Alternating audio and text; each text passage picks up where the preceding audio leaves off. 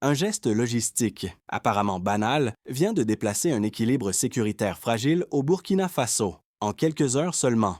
Une décision concrète a modifié la capacité d'intervention quotidienne de forces confrontées à une pression diffuse mais constante. Pourquoi ce choix précis?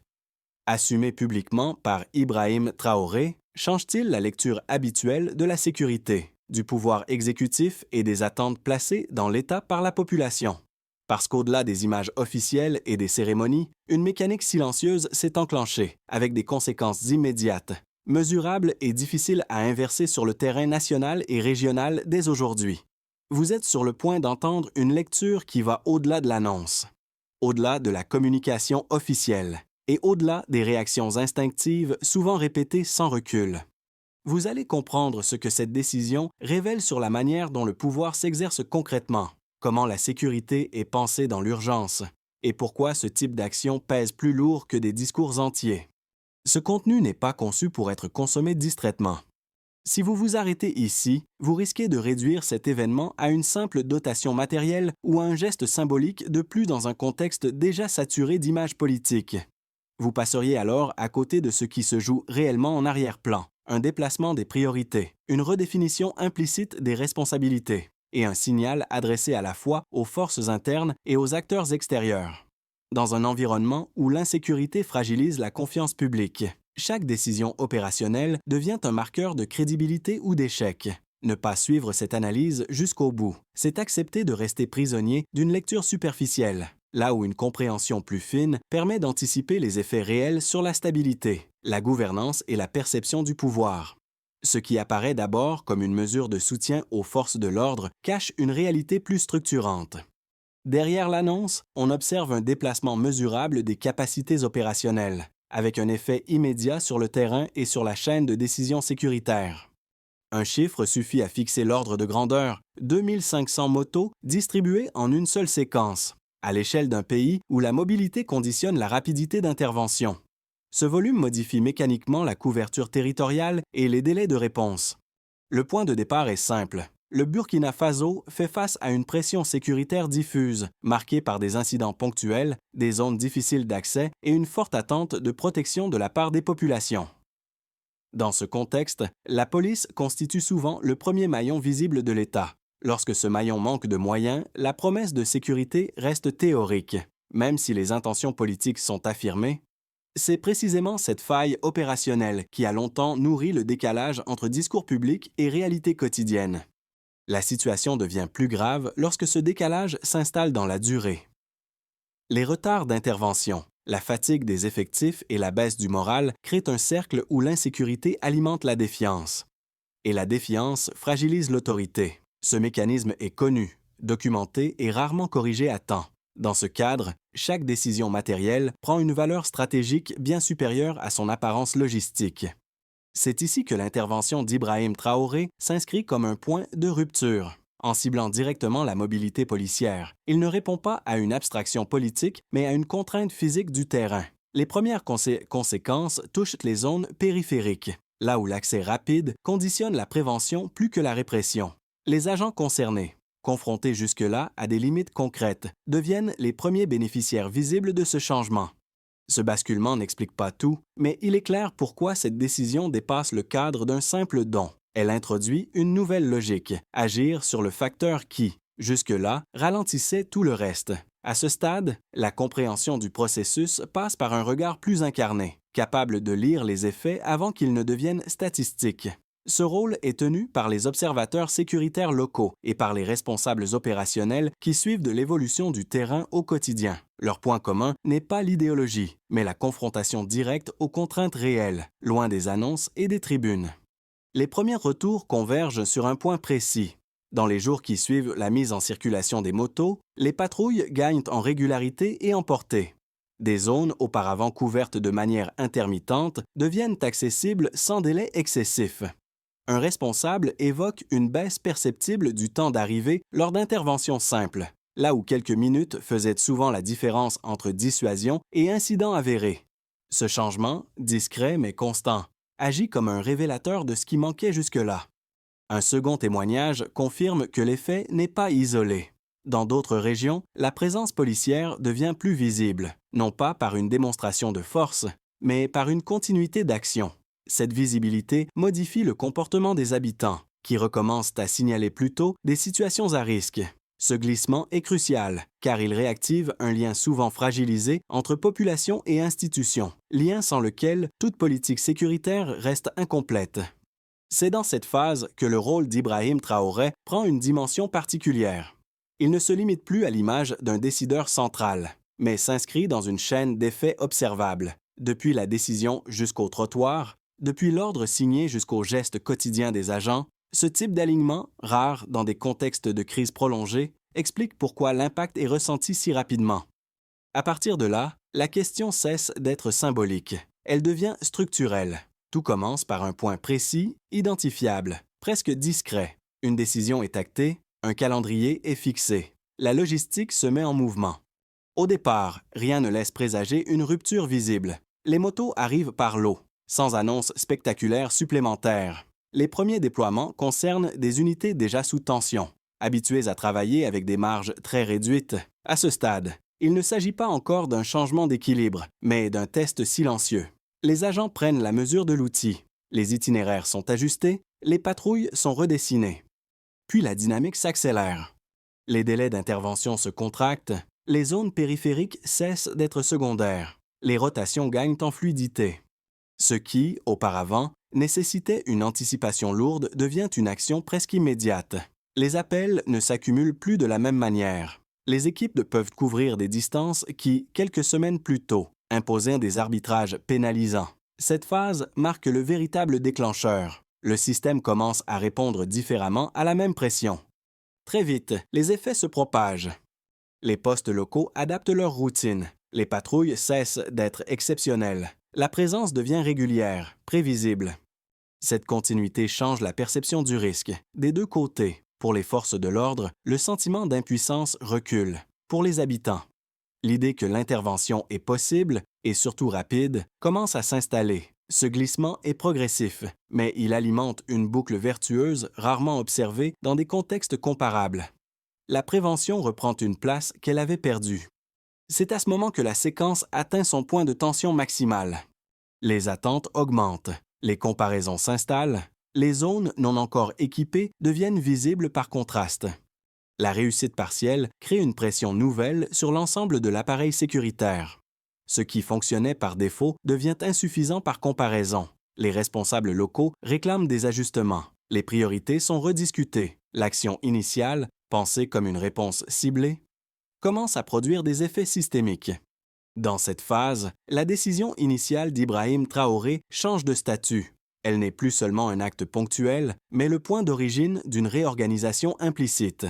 Les choix budgétaires sont relus à l'aune de cette efficacité nouvelle. Les arbitrages politiques deviennent plus contraints, car un précédent tangible existe désormais. Vient alors le temps des répliques. Les discours s'ajustent, les partenaires observent, les critiques se reformulent.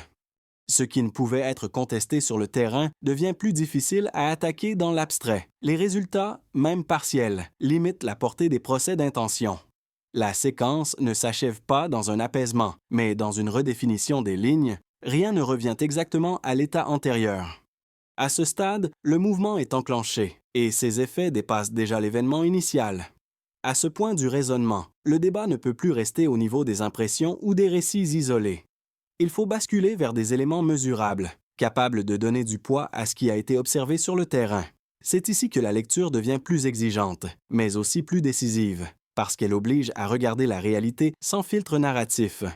Le premier indicateur concerne l'ampleur du dispositif. 2500 motos injectées en une seule fois dans l'appareil policier national. Ce volume n'est pas marginal. Il correspond à un saut de capacité qui modifie la densité de présence policière dans de nombreuses zones, en particulier là où un seul véhicule supplémentaire changeait déjà l'équation opérationnelle. Le second indicateur touche à la vitesse. Avant cette dotation, les délais d'intervention dans certaines zones périphériques pouvaient s'étirer au-delà de ce qui permet une action préventive efficace. Après le déploiement, ces délais se contractent nettement, au point de transformer des interventions tardives en réponses quasi immédiates. Cette accélération n'est pas abstraite. Elle conditionne la dissuasion, la sécurisation d'événements ordinaires et la capacité à reprendre l'initiative face à des incidents diffus. Un troisième indicateur, souvent sous-estimé, concerne l'effet humain. L'augmentation du moral des effectifs apparaît comme un facteur clé. Lorsqu'un agent dispose enfin d'un moyen adapté à son environnement, son comportement professionnel change. L'engagement devient plus stable, la fatigue psychologique recule et la relation avec la population s'apaise.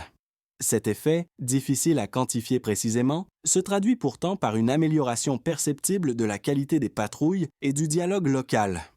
Pris séparément, ces chiffres et tendances pourraient sembler limités. Ensemble, ils dessinent une bascule nette entre une situation de sous-capacité chronique et un début de reprise du contrôle opérationnel. C'est ce passage, plus que le chiffre brut, qui donne tout son poids à la décision. À partir de là, la discussion change de nature. Elle ne porte plus sur l'intention, mais sur l'efficacité. À ce stade, ignorer les arguments opposés affaiblirait l'analyse. Ils existent, ils sont formulés de manière cohérente et ils méritent d'être exposés dans leur version la plus solide. Reconnaître ces positions n'est pas un signe de faiblesse, mais une condition de crédibilité intellectuelle. Le premier argument avancé est celui de la symbolique excessive. Selon cette lecture, équiper la police en moto serait un geste visible mais superficiel. Incapable de traiter les causes profondes de l'insécurité, les critiques estiment que sans réforme structurelle, sans renseignements renforcés et sans coordination régionale, ce type d'action resterait un palliatif. Ils soulignent que la mobilité seule ne neutralise ni les réseaux criminels ni les dynamiques de violence à long terme. Cet argument a une part de vérité. La sécurité ne se réduit pas à un équipement. Cependant, il omet un point central, sans capacité d'intervention minimale. Aucune réforme plus ambitieuse ne peut produire d'effets concrets. La mobilité n'est pas présentée ici comme une solution totale, mais comme une condition préalable. En ce sens, l'action ne remplace pas la stratégie, elle la rend applicable. Un second argument insiste sur le risque de politisation. Certains observateurs craignent que ce type de décision serve davantage à renforcer une image de pouvoir qu'à stabiliser durablement la situation. Ils redoutent un usage communicationnel de la sécurité où chaque action serait interprétée comme une démonstration d'autorité plutôt qu'une réponse technique à un problème réel. Là encore, la prudence est légitime, mais l'analyse des effets observables nuance cette critique. Lorsque les résultats se traduisent par des délais réduits, une présence accrue et une interaction améliorée avec les citoyens, la frontière entre communication et action devient plus nette. La perception seule ne suffit pas à expliquer des changements opérationnels mesurables. En confrontant ces deux lectures, une conclusion s'impose sans trancher brutalement. Les critiques soulignent des risques réels, mais elles ne suffisent pas à invalider l'impact constaté. Le débat gagne alors en maturité, en quittant l'opposition binaire pour entrer dans une compréhension plus complète du phénomène. Tout bascule à ce moment précis. Ce qui change la lecture n'est pas l'équipement lui-même, mais la réaction qu'il provoque au-delà du terrain, à mesure que les effets deviennent visibles. L'attention se déplace vers un niveau moins apparent, celui des rapports institutionnels et régionaux. La décision, d'abord perçue comme interne, commence à être interprétée comme un signal politique, presque stratégique. Elle indique que certaines fonctions régaliennes ne sont plus différées ni externalisées, mais assumées sans attendre un consensus plus large. C'est ici que le rôle d'Ibrahim Traoré prend une portée différente. Il ne s'agit plus seulement d'améliorer une capacité policière, mais d'affirmer une manière de gouverner face à des attentes contradictoires, là où des acteurs extérieurs privilégient souvent des cadres, des procédures et des conditionnalités. L'action choisit la rapidité et l'efficacité immédiate. Cette divergence crée une tension silencieuse, rarement formulée publiquement, mais bien perçue par ceux qui observent les équilibres régionaux. Les conséquences sont subtiles mais réelles. Certains partenaires deviennent prudents, d'autres plus critiques, non pas à cause de l'acte lui-même, mais parce qu'il réduit leur marge d'influence symbolique. Une politique qui produit des effets visibles sur le terrain complique les discours abstraits et les mises en garde générales. Elle oblige à repositionner le débat. À partir de ce point, l'enjeu cesse d'être uniquement sécuritaire. Il touche à la souveraineté d'action, à la capacité de décider sans délai et à la redéfinition des priorités nationales dans un environnement sous pression. Ce qui avait commencé comme une mesure pratique ouvre désormais un second niveau de lecture, plus politique, plus sensible et potentiellement plus conflictuelle. À partir de ce point de bascule, les conséquences cessent d'être abstraites et s'inscrivent dans des réalités tangibles, visibles pour des acteurs très différents. Ce qui était une décision opérationnelle se traduit désormais par des effets différenciés, parfois contradictoires, selon la position occupée dans le système. Pour l'État, l'impact est d'abord institutionnel. La capacité à montrer des résultats rapides renforce la crédibilité de l'exécutif dans un contexte où la parole publique est souvent mise à l'épreuve. Les administrations concernées sont contraintes d'ajuster leurs priorités, car un précédent d'efficacité existe désormais. La pression ne vient plus seulement de la rue ou de la menace sécuritaire, mais de la comparaison interne entre ce qui fonctionne et ce qui tarde. Dans cette configuration, la décision portée par Ibrahim Traoré devient un point de référence pour d'autres secteurs de l'action publique. Qu'ils soient prêts ou non à assumer une telle exigence de résultat, du côté des entreprises, l'effet est plus indirect, mais tout aussi réel. Une amélioration, même partielle, de la sécurité modifie les comportements économiques. Les commerçants constatent une baisse des interruptions imprévues. Les transporteurs ajustent leurs itinéraires avec moins d'appréhension. Les investisseurs locaux, souvent les premiers à réagir, intègrent ces signaux dans leurs calculs de risque. Rien ne bascule du jour au lendemain. Mais une dynamique se met en place. La sécurité cesse d'être un facteur exclusivement dissuasif et redevient une variable d'ajustement, ce qui change profondément la perception du climat économique.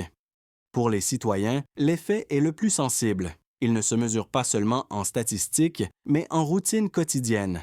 La visibilité accrue des patrouilles modifie le sentiment d'exposition, notamment dans les zones longtemps perçues comme périphériques ou oubliées. Les appels sont passés plus tôt. Les déplacements se font avec moins de prudence excessive.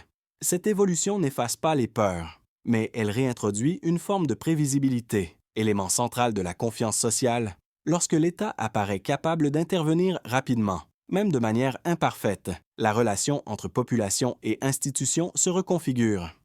À l'échelle régionale, enfin, l'effet dépasse largement le cadre national. Les pays voisins observent attentivement les résultats, car ils font face à des contraintes similaires. Une action qui semble fonctionner localement interroge les approches plus lentes ou plus conditionnelles ailleurs. Les partenaires internationaux, eux, se retrouvent face à une réalité difficile à ignorer. Une politique sécuritaire assumée, produisant des effets visibles, réduit l'espace des injonctions générales et des lectures simplificatrices. La conséquence la plus marquante n'est donc pas unique. Elle réside dans cette simultanéité d'effets du centre vers la périphérie, du politique vers le quotidien. Du national vers le régional, à ce stade, personne n'est totalement extérieur à la dynamique enclenchée. À ce stade, plusieurs trajectoires plausibles se dessinent. Sans certitude absolue, mais avec des logiques internes cohérentes, dans le scénario le plus probable, la dynamique actuelle se stabilise progressivement. Les gains opérationnels restent réels mais partiels, obligeant l'appareil sécuritaire à consolider plutôt qu'à étendre rapidement.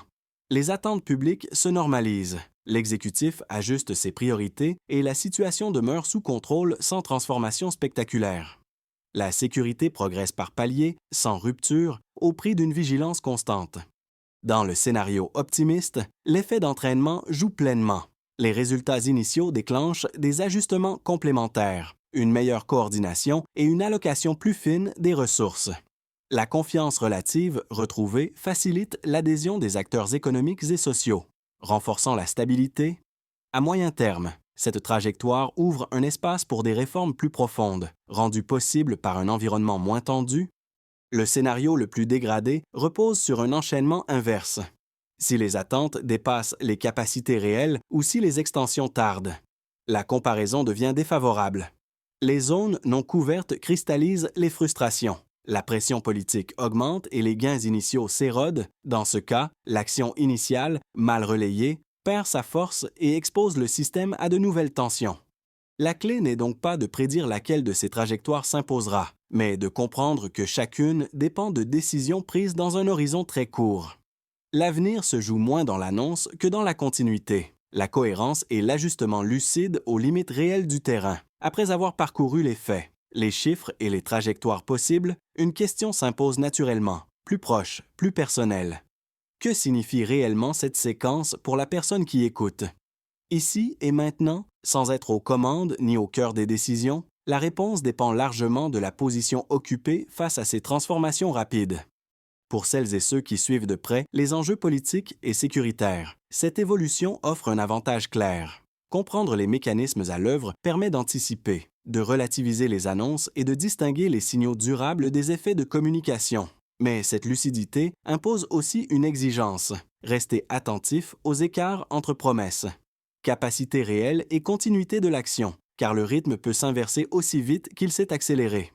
Pour un second groupe, touché de manière indirecte, l'impact est plus diffus mais réel. Il se manifeste à travers le travail, les déplacements, le climat économique ou simplement le sentiment général de stabilité. Même sans implication directe, ces personnes subissent les effets des décisions sécuritaires par ricochet. Dans ce cas, l'enjeu n'est pas de maîtriser tous les détails, mais de reconnaître que ces choix influencent de l'environnement quotidien et méritent une attention minimale, ne serait-ce que pour ajuster ses attentes.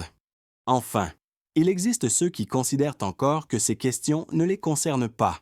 Cette distance est compréhensible, mais elle comporte un risque. Lorsque les changements deviennent visibles, ils sont souvent déjà bien engagés.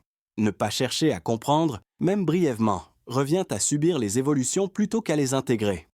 Quelle que soit la catégorie, une constante demeure. Mieux comprendre cette dynamique, c'est réduire la part d'incertitude et regagner une forme de contrôle intellectuel sur un contexte mouvant. Et dans des périodes de transition, cette clarté vaut déjà beaucoup. Les réponses possibles ne peuvent pas se limiter à des slogans ou à des intentions générales. À ce stade, ce qui compte, c'est la capacité à transformer une dynamique initiale en trajectoire durable, avec des responsabilités clairement identifiées et des critères lisibles. Le premier niveau concerne le centre décisionnel. L'exécutif doit consolider ce qui fonctionne déjà, sans diluer l'effort. Cela implique de prioriser l'entretien, la formation et la coordination des unités nouvellement équipées dans un calendrier court et réaliste. Le succès se mesure ici par des indicateurs simples: régularité des patrouilles, délai moyen d'intervention et stabilité des zones couvertes, sous l'autorité d'Ibrahim Traoré. Cette étape engage directement la crédibilité de l'État, car elle transforme une décision ponctuelle en capacité récurrente. Le second niveau implique les structures intermédiaires, notamment les administrations et les organisations concernées par la sécurité au sens large.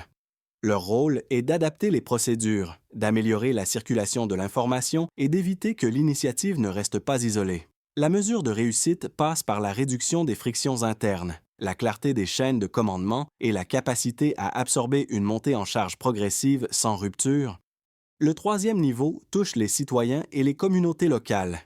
Ici, l'action est plus discrète mais décisive. Il s'agit de réactiver la coopération de base. Le signalement précoce et la confiance minimale dans l'intervention publique, les résultats ne se lisent pas seulement en chiffres, mais dans la continuité des interactions et la baisse des situations évitables. Enfin, un quatrième axe peut renforcer l'ensemble, la coopération régionale ciblée, non pas comme condition préalable, mais comme appui complémentaire lorsque les bases internes sont stabilisées. Cette articulation doit rester pragmatique et mesurable. La logique est simple. Une décision devient une politique lorsqu'elle est suivie, évaluée et ajustée. Sans cette discipline, même l'action la plus efficace s'épuise rapidement. Revenir au point de départ permet de mesurer le chemin parcouru. Au début, il y avait une décision concrète, presque technique, observée avec prudence et parfois scepticisme. Elle s'inscrivait dans un paysage saturé d'annonces et de promesses où la confiance avait été largement entamée. Peu à peu, cette décision a quitté le registre du symbole pour entrer dans celui de l'expérience vécue, perceptible, commentée et comparée. Le fil conducteur reste celui de la cohérence entre l'intention et l'effet. Ce qui donne du poids à cette séquence n'est pas l'ampleur du discours, mais l'alignement entre ce qui est décidé, ce qui est déployé et ce qui est observé sur le terrain. En ce sens, la figure d'Ibrahim Traoré ne fonctionne pas seulement comme un repère politique, mais comme un point de convergence entre l'autorité formelle et la matérialité de l'action. Au fil des étapes, la lecture s'est déplacée. D'une mesure de soutien aux forces de l'ordre, on est passé à une interrogation plus large sur la manière dont un État reprend prise sur ses fonctions essentielles. Cette évolution a touché les institutions, l'économie locale, les comportements sociaux et les équilibres régionaux, sans jamais se réduire à un seul niveau d'analyse. Ce qui demeure, au terme de ce parcours, n'est ni un triomphe ni une condamnation. C'est une exigence, lorsque l'action produit des effets. Elle appelle une responsabilité accrue, Et à ce moment précis, la question n'est plus de savoir si le choix était visible, mais s'il sera tenu dans la durée, car c'est là que se joue l'essentiel. Après ce parcours, il est normal que chacun ressente les choses différemment. Certains y verront un signal encourageant. D'autres resteront prudents et d'autres encore hésiteront sur la portée réelle de ce qui a été engagé. Ces écarts de perception ne sont pas un problème en soi. Ils reflètent simplement la complexité du moment et la diversité des attentes face à des décisions qui touchent à la sécurité, à la gouvernance et au quotidien. Si cette analyse vous a semblé utile, ce n'est pas parce qu'elle donne une réponse définitive, mais parce qu'elle ouvre un espace de réflexion plus posé. Comprendre les mécanismes, même partiellement, permet de sortir des réactions immédiates et de replacer les événements dans une perspective plus large. C'est souvent dans cet intervalle, entre l'émotion et le jugement, que se construit une compréhension plus solide. Si vous pensez que ce type de lecture mérite d'être partagé, non pour convaincre, mais pour aider d'autres à réfléchir avec plus de recul, la discussion peut naturellement se prolonger. Les échanges, lorsqu'ils restent ouverts et argumentés, participent eux aussi à la clarté collective. Selon vous, quel est l'enjeu le plus décisif à surveiller dans la suite de cette séquence?